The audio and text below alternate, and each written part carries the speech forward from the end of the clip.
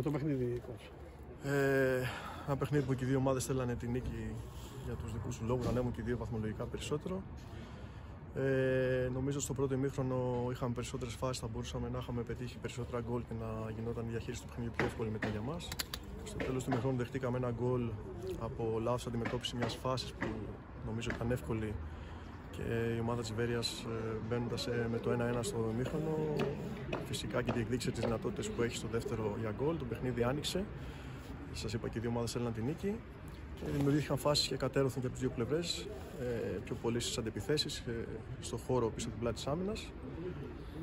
Δεν ευτυχήσαμε εμείς να πανηγυρίσουμε ένα γκολ. Το ίδιο και η Βέρεια είχε 2-3 πολύ καλές στιγμές να πετύχει γκολ και το παιχνίδι έληξε ισόπαλο.